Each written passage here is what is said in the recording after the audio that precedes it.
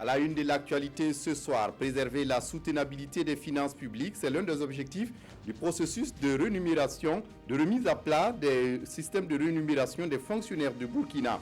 Le gouvernement voit en cette opération des postes marges pour les investissements. La rencontre sur les conditions de rémunération des salariés de la fonction publique qui s'ouvre demain sera l'occasion d'examiner tous les aspects liés à la rémunération des salariés de la fonction publique, comme vous le verrez dans ce journal.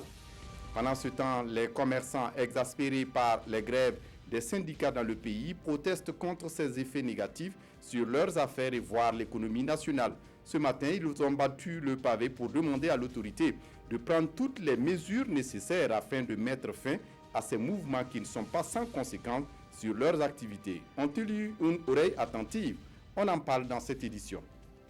Et dans cette édition, appel à témoins à la gendarmerie nationale avec 3 photos des terroristes abattus le 22 mai dernier dans le quartier Ranyongo, complices de l'attentat contre l'état-major général des armées et l'ambassade de France le 2 mars dernier. Ils s'appelaient Sawadogo Abdoulaye, dit Abdallah, Sandara Abdul Malik et Wedraogo Youssouf.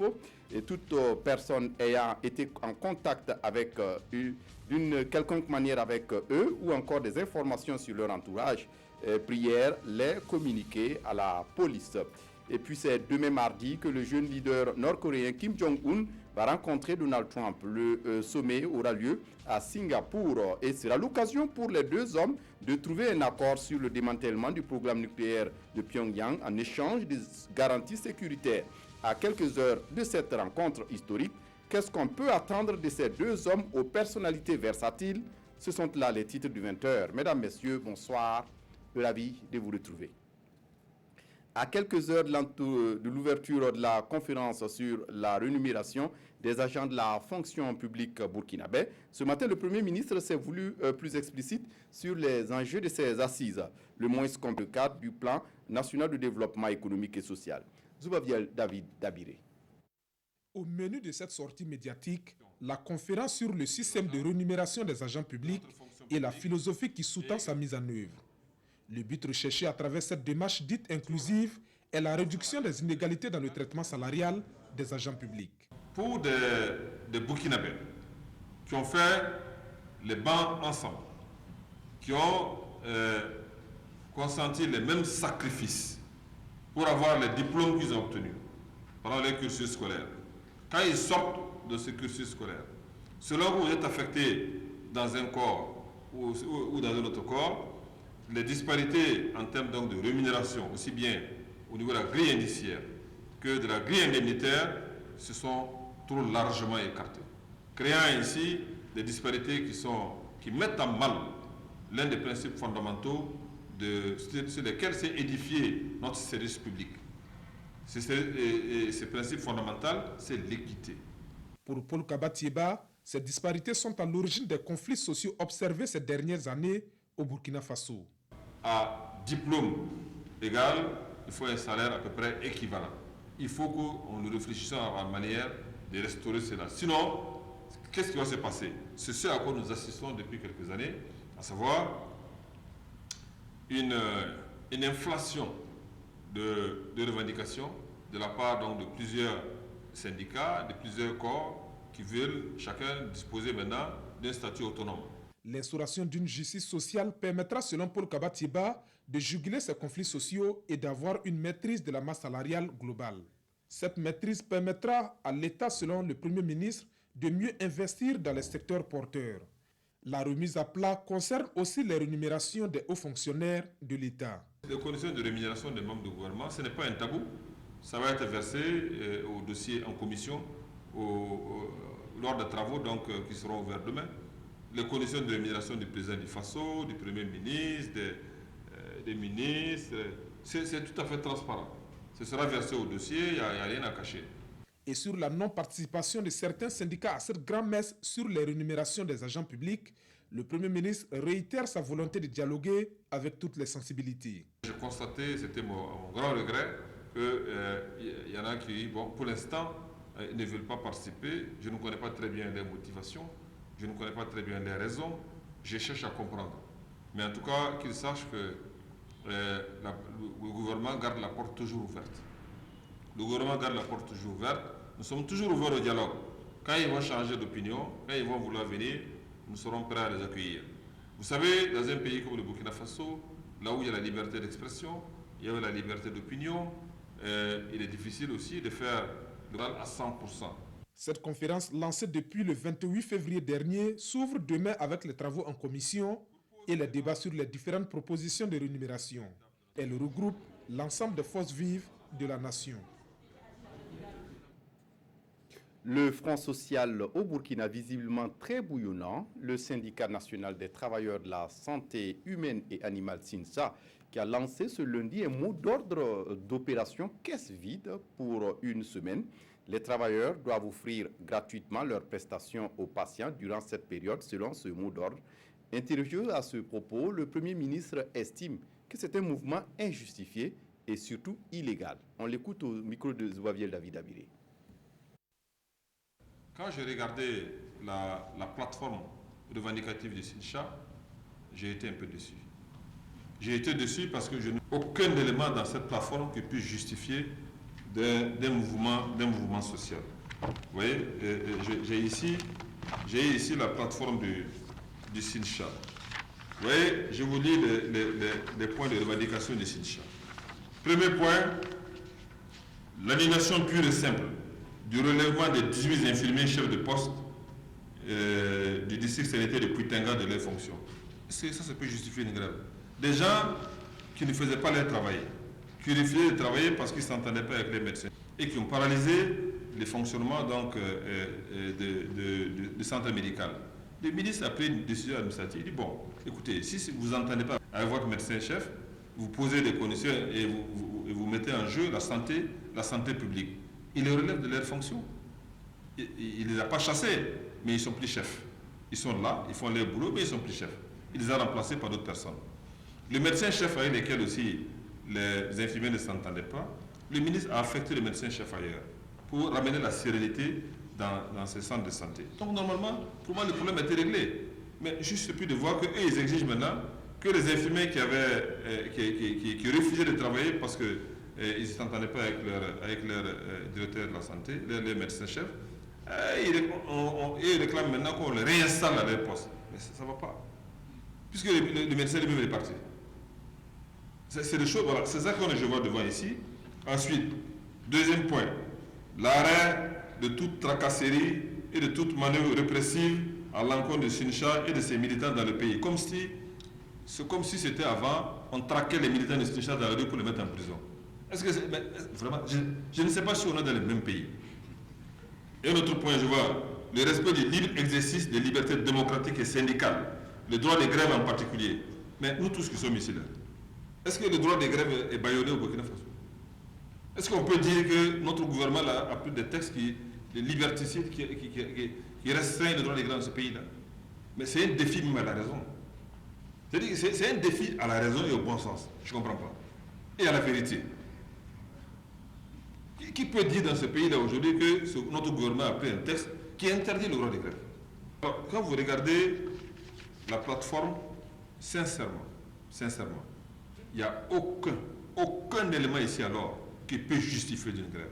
Pour moi, un mouvement social ne peut être justifié que lorsque le dialogue est rompu, ou lorsque la partie en face, notamment la partie gouvernementale, est de mauvaise foi, de mauvaise volonté, cherche à gagner du temps, à rouler. Le Burkina Faso, mon gouvernement, a consenti des sacrifices énormes, en faveur des travailleurs de la santé en 2017, à la faveur donc, de l'adoption de la loi sur la fonction publique hospitalière. L'incidence budgétaire de l'application de cette loi, c'est un sacrifice que notre peuple consent pour les travailleurs de la santé humaine et animale. C'est beaucoup d'argent.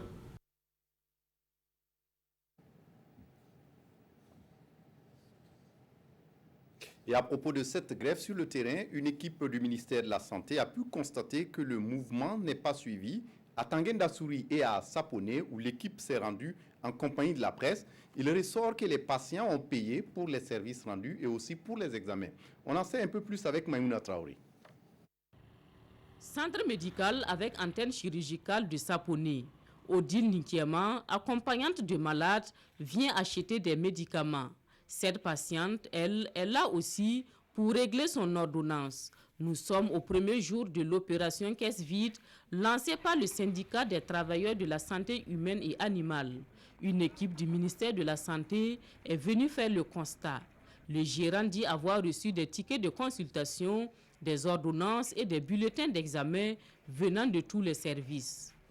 Depuis ce matin, la pédiatrie, le PO, le bloc, santé mentale et la médecine, j'ai encaissé leurs ordonnances et puis leurs consultations. Au centre médical de Tanguène Dassouri également, les caisses ne sont pas vides. Le premier responsable présente à l'équipe de suivi les souches de tickets vendus depuis ce matin. On a encaissé. Les gens viennent, quand ils viennent, ils payent et puis on les consulte. Ici, la caissière, elle a été recrutée par le COGES. Et donc, c'est le COGES qui donne les instructions. Elle s'assoit, elle prend l'argent pour le COGES. Les responsables des centres de santé attendent de faire le bilan pour mieux apprécier la situation. Il y a pas mal d'agents qui ont donné des tickets pour pouvoir faire les examens. Maintenant, il faut que l'on puisse faire vraiment un bilan pour voir s'il y a eu d'autres qui n'ont pas payé ou pas.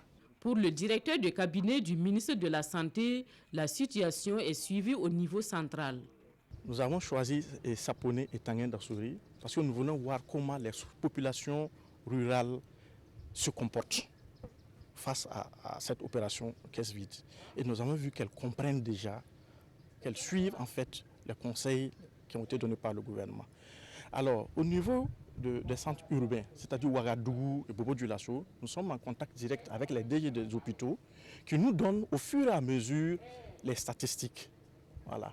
Et par téléphone aujourd'hui, nous avons pu savoir qu'au niveau de ces hôpitaux-là, les usagers, les patients fréquentent bien sûr les hôpitaux et s'acquittent les frais pour le moment. Ça, c'est le premier jour. C'est vrai que c'est une opération qui s'étale sur une semaine. Elle est évolutive et nous pensons que les populations vont continuer de payer sans être contraints. Et Landry vient d'insister, le fil du dialogue n'est pas rompu. Le gouvernement est toujours disposé à négocier avec le syndicat pour trouver une issue heureuse à la grève. Je le disais en titre, les commerçants exaspérés par les grèves des syndicats dans le pays protestent contre ces effets négatifs sur leurs affaires et voire l'économie nationale. Ce matin, ils ont battu le pavé pour demander à l'autorité de prendre toutes les mesures nécessaires afin de mettre fin à ces mouvements qui ne sont pas sans conséquences sur leurs activités. Roger Bembamba, Maxime Zongo.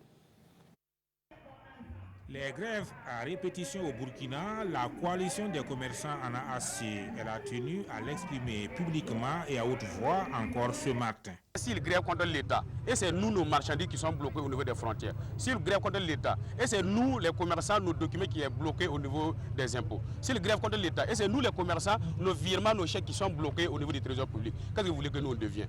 Banderole en main, les marcheurs sont partis de la Maison du Peuple direction le Premier ministère avec des arrêts pour chaque fois laisser éclater leur mécontentement.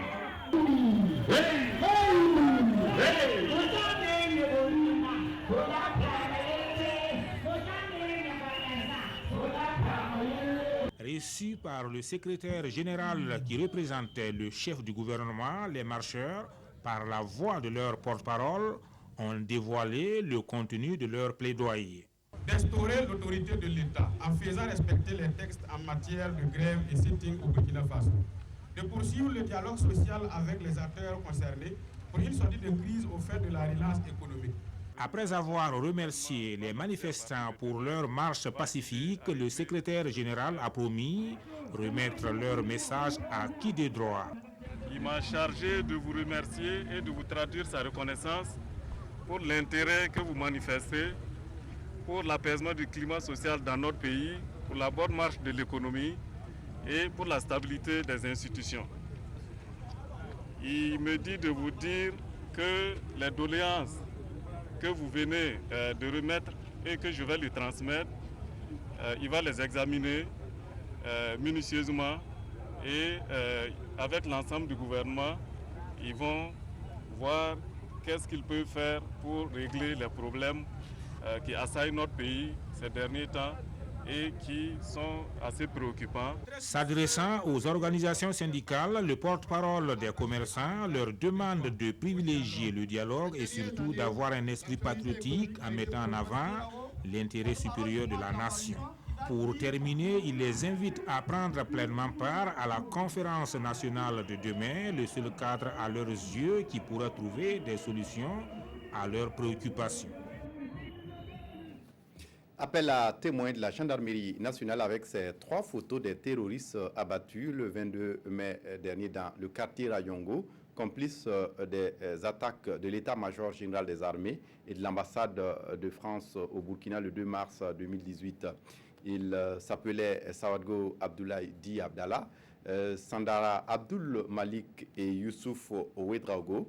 Il est demandé à toute personne qui les aurait aperçus antérieurement ou qui aurait des informations sur eux d'appeler les numéros suivants, le 16, le 17 ou le 10-10, ou se rendre à la gendarmerie ou au commissariat de police le plus proche. Les candidats aux différents examens du ministère de l'Éducation nationale cette année, CEP, BEPC, CAP et BEP, entament les hostilités dès ce 19 juin et ce jusqu'au 28 juin prochain. Plus de 388 000 candidats pour le CEP, 315 000 pour le BEPC et 11 000 pour les examens techniques. Pour les régions touchées fortement par l'insécurité du fait du terrorisme, le gouvernement burkinabé se veut rassurant. Oumar Zombré. Après 9 mois de cours, l'heure est maintenant venue pour les élèves du primaire et du premier cycle de l'enseignement général et technique de prendre part aux évaluations pour l'obtention de leur diplôme. Les différentes dates des examens sont désormais confirmées. L'examen du certificat d'études primaires, CEP, doit commencer le 19 juin sur toute l'étendue du territoire et s'achever le 28 juin. Les examens du brevet d'études du premier cycle, BEPC, des brevets d'études professionnelles, BEP, des certificats d'aptitude professionnelle, CAP, CAP, débutent donc le lundi 18 juin également sur toute l'étendue du territoire donc national. Les derniers résultats du BPC seront proclamés le 1er juillet 2018 et ceux des BEP et CAP le 16 juillet 2018. L'année scolaire a été marquée par des troubles occasionnés par des groupes terroristes dans les régions du Sahel et du Nord. Les candidats de ces régions pourront prendre part aux examens. Des dispositions spécifiques ont été prises à ce sujet, mais pour des raisons de sécurité, il ne faut surtout pas les dévoiler. Nous avons déployé une stratégie à la fois pédagogique et sécuritaire pour permettre à ces élèves-là, à ceux de la région du Sahel et de la région du Nord qui ne pourront pas prendre part aux examens qui commencent le 18 juin, de pouvoir donc passer des examens que nous qualifions d'examens spéciaux. Maintenant, au regard du contexte, je ne peux pas aller plus loin. Cette année, le ministère de l'Éducation nationale enregistre une croissance du nombre de candidats aux examens du CEP et du BEPC, respectivement de 3,28 et 15%, soit plus de 388 000 candidats au CEP, 315 000 au BEPC et 11 000 pour l'enseignement technique et la formation professionnelle. Une croissance à mettre à l'actif du continuum, même si le système reste encore à parfaire. Après avoir annoncé le coût du budget global des examens qui s'élève à un peu plus de 14 milliards de francs CFA, le ministre a salué au passage la libération de l'enseignant kidnappé le 12 avril dernier. Un projet pour ramener les enseignants qui ont déserté les classes suite aux attaques terroristes dans les zones frontalières du Burkina. Le projet s'appelle Safe to School et se donne l'ambition donc de sauver les élèves et les enseignants dans les zones à risque d'attaques terroristes. Le projet vient d'être présenté aux autorités de la boucle de Mouhoun ce jeudi 7 juin à Dédougou en présence de Christophe Traoré. 52 attaques terroristes ont été perpétrées de 2015 à 2017, selon le rapport du Bureau de la coordination des affaires humanitaires publié le 5 janvier 2018. Ces attaques ont fait fuir des enseignants et des élèves dans les écoles des zones frontalières avec le Mali. Face à cette situation d'insécurité, le Conseil danois pour les réfugiés décide d'intervenir aux côtés des autorités à travers le projet Safe School. Les représentants sont ici à Dédougou pour présenter le dit projet. La région de la boucle du Moun, qui fait frontière avec le Mali, a aussi connu des attaques. Et ces attaques ont engendré des déplacements des populations. Les effectifs vont entre 300, 400 à 500, qui ont fait au moins 3 semaines sans cours, d'autant plus que les enseignants avaient déserté. Mais fort heureusement que nous arrivons un temps soit peu à faire revenir les enseignants et à assurer les enseignements. Le pays est indivisible. Nous allons souffrir, mais nous allons gagner. Save School, un projet qui veut dire école sûre. Nous, en tant qu'autorité, nous ne pouvons que saluer cette initiative et nous engager aux côtés de la structure pour qu'il y ait beaucoup de réussite. Parce qu'il s'agit de récupérer nos enfants pour qu'ils retrouvent les chemins de l'école. Le projet Save School a un budget de 680 millions de francs CFA et couvre 3 régions, à savoir le centre-nord, le nord et la boucle du Mouhoun. Et puis un groupe de femmes leaders se forme sur le dialogue social et sur les principes de négociation pour la paix et le développement au Burkina. C'est une initiative à laquelle prend part l'université Joseph Kizerbo. Nyarkitida pour les détails. Elles sont toutes des femmes leaders venues des 4 coins du Burkina à prendre part à cette session de formation. Durant 5 jours, elles vont recevoir de la part d'éminents panélistes les rudiments nécessaires au dialogue social et au processus de négociation en période de crise. Il est question de mettre en place un groupe de femmes leaders. Et nous avons choisi des femmes qui ont déjà une compétence et une connaissance certaine.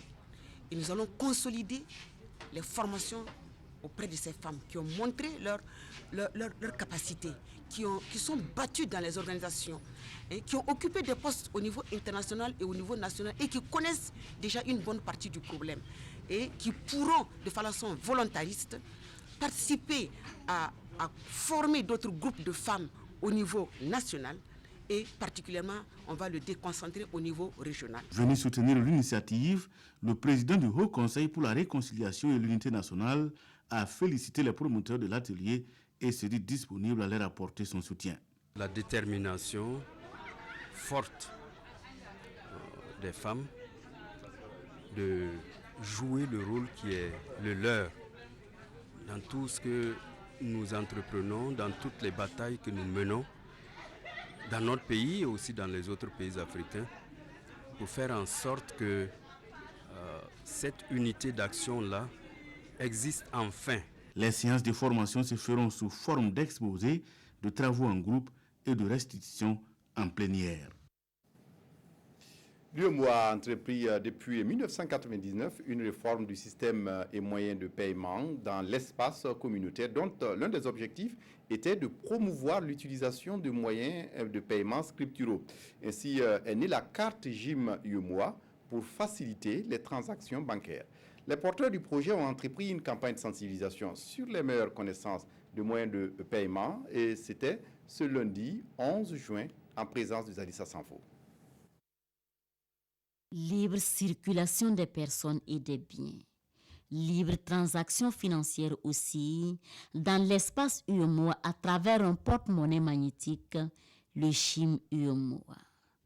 À la presse, les responsables ont donné les avantages qu'offre cette carte GIM UEMOA, qui n'est rien d'autre que les cartes bancaires détenues par les uns et les autres et estampillées GIM UEMOA. Le GIM n'est pas une banque, c'est les banques qui délivrent les cartes.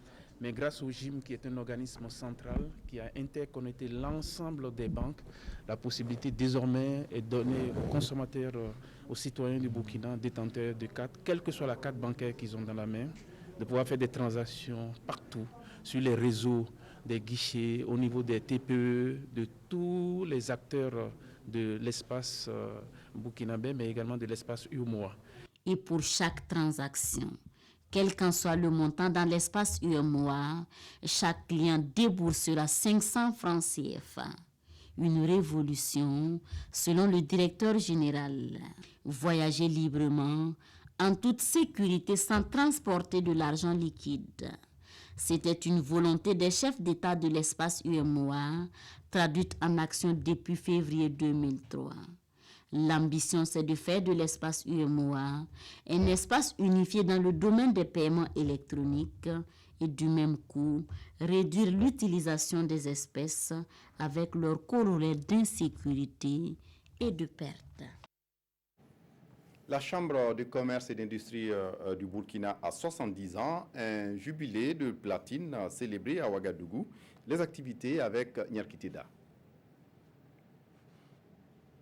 Montée de couleurs à la Chambre de commerce et d'industrie du Burkina ce 11 juin pour marquer le début de la commémoration des 70 ans de l'institution. 70 ans de marche dans la production économique, la Chambre de commerce dit avoir joué sa partition pour une croissance accélérée au Burkina. 70 ans, les activités qui sont menées, qui ont été menées, très nombreuses, diverses et variées. Comme vous le savez, depuis un certain temps, nous assistons à beaucoup de spectacles. Donc c'est pour cela que nous avons voulu reprendre le montée de couleurs pour permettre donc de partir sur de nouvelles bases à partir de l'ensemble des commerces, donc l'ensemble du secteur privé.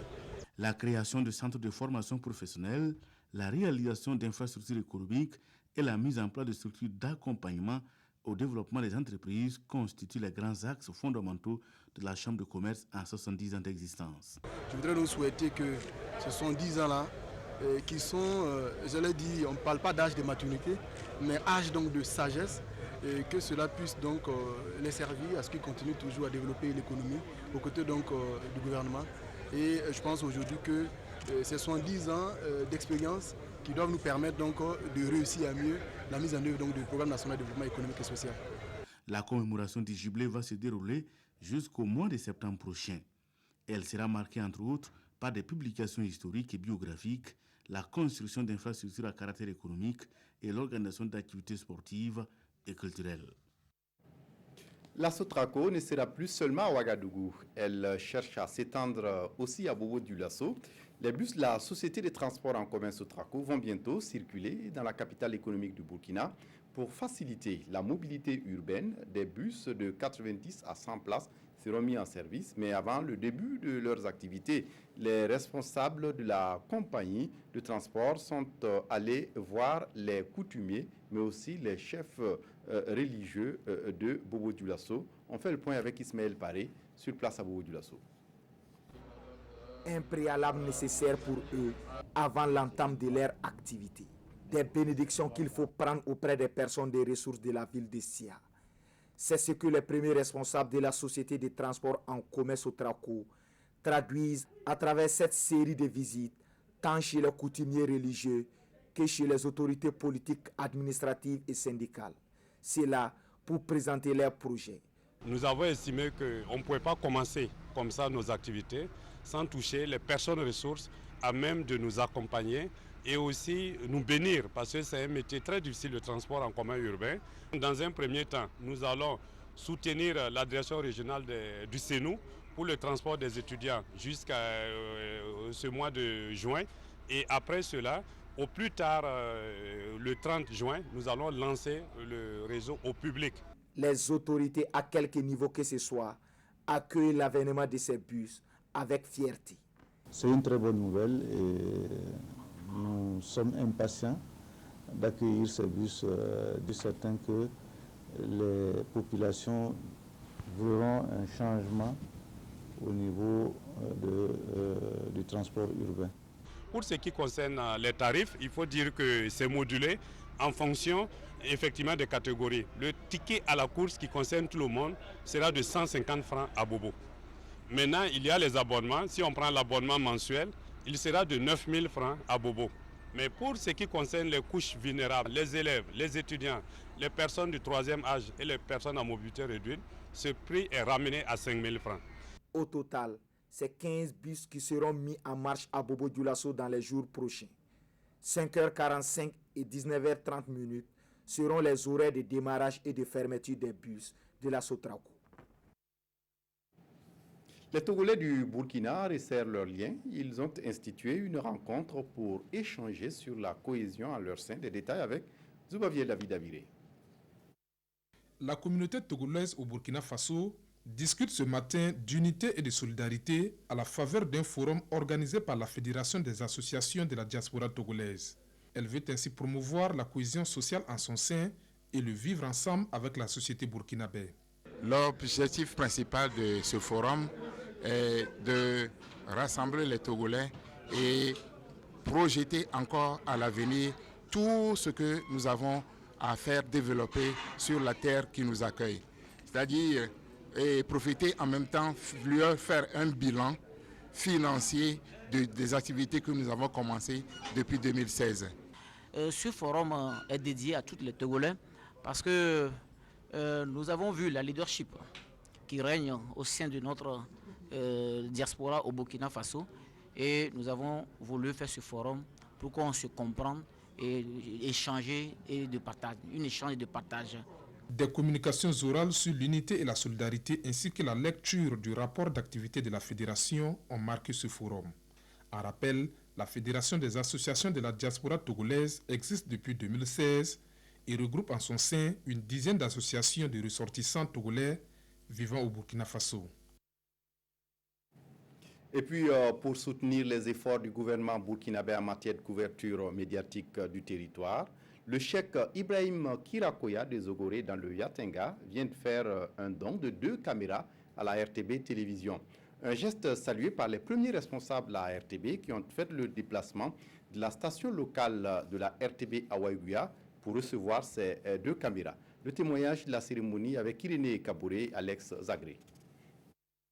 2 caméras pour la radiodiffusion télévision du Burkina, une pour la maison mère et l'autre pour la station de Waïguya. Ce don est l'œuvre de cet homme, Ibrahima Kirakoya, le cheikh des Ogoré.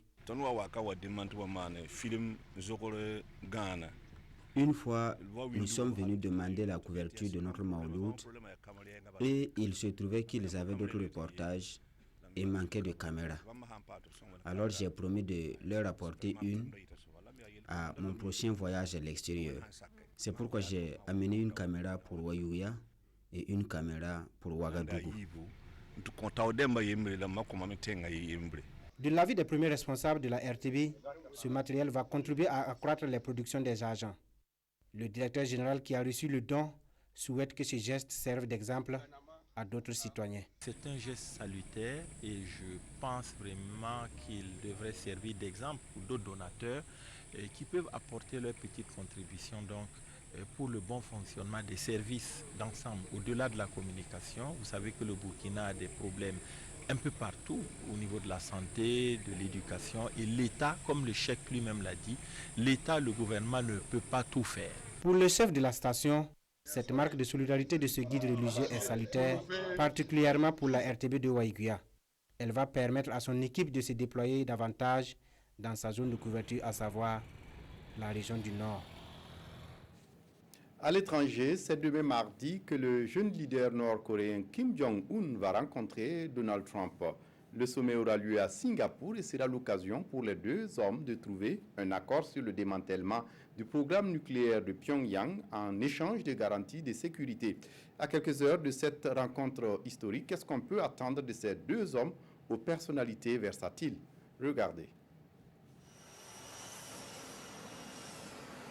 Il a dit venir pour une mission de paix. Donald Trump est arrivé à Singapour à la veille d'un sommet historique en quête d'un difficile compromis sur la dénucléarisation de la Corée du Nord, assorti de discussions intenses sur la fin de la guerre entre les 2 Corées.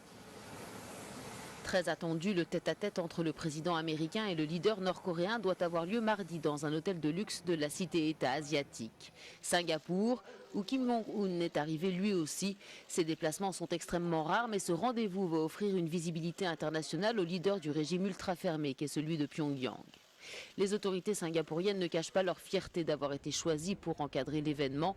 Toute la ville est en effervescence, une agitation plutôt bien accueillie par les habitants.